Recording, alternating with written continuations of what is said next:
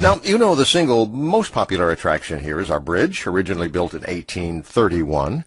The English were very environmental for their time, and they didn't want to waste anything, so they made the lampposts on the bridge from cannons captured in the Battle of Waterloo. That was just a little before your time.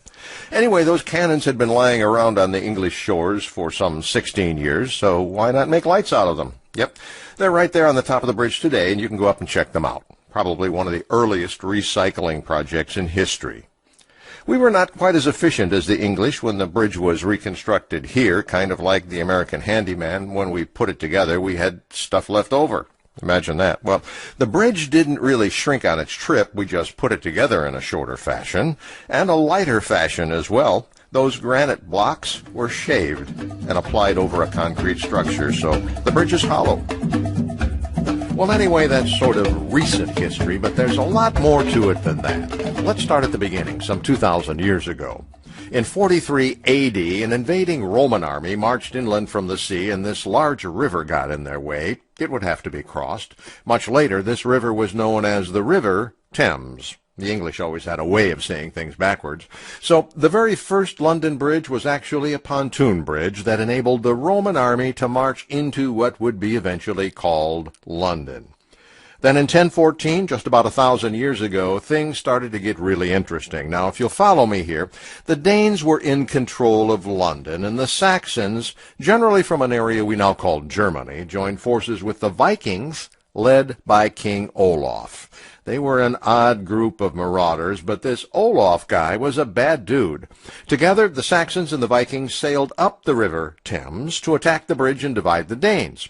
Well, the Danes didn't want to cooperate with that idea and stood on the bridge throwing spears and rocks and garbage and hot oil on Olaf's open ships down below. Now, that's not something that you wanted to do to King Olaf. He got pretty angry with garbage all over his boats. So he rowed up onto the bridge, put cables around the supports, and his longboats rowed off into the sunset.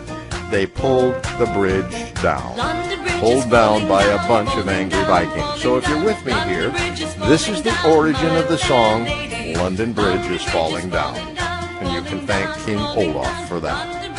So over the years, several more bridges were built. The largest was 20 feet wide and about 3 football fields in length. This new bridge had 20 arches, or one about every 45 feet, and it was completed in 1209. It lasted over 600 years. And to put that into perspective, our country is just slightly over 200 years old. Then in 1722, London was the place to be, and with population exploding, an attempt was made to control the congestion on the London Bridge by ordering all traffic to keep to the left. That order became known as the Rule of the Road in England, and now you know why the English drive on the wrong side of the road, the left side of the road, and it all started on the London Bridge, and I'll bet you didn't know that. Anyway, in 1825, a new London Bridge was built, and this time they built it out of granite. It was finished in 1831, and it is the bridge that now calls Lake Havasu home. It was a structure with only 5 arches this time, but this bridge was monster heavy. Builders at that time didn't consider that this granite bridge was really heavy, and the soil on the riverbed was really soft. And by the time it was completed, the bridge had already sunk by more than a foot on one end and was continuing to sink by an inch every 8 years. Once again, the London Bridge was falling. And selling the bridge seemed to be about the only way out, but who in their right mind would buy a bridge, especially one that weighed about a gabillion tons? Enter Robert McCullough. McCullough was not only a chainsaw mogul, but a huge lake boat racer and was looking for a place to test his boats when he stumbled onto Lake Havasu. He founded our city in 1964. Now, to create his city in the desert, McCullough enlisted the services of his good friend C.V. Wood. Wood was perfect for the job since he was largely responsible for creating Disneyland several years earlier. Walt Disney had the dream, but C.V. Wood had the ideas to make that dream happen. He and Robert McCullough plowed ahead, going boldly where no man had gone before. But they needed a hook, like the London Bridge. And wow, it was for sale.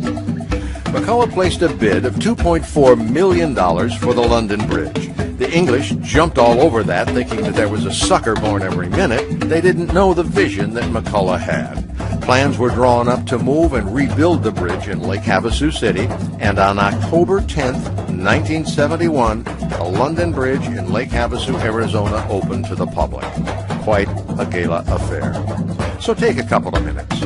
Walk across a great piece of history, brought here by a great visionary and assembled by great engineers.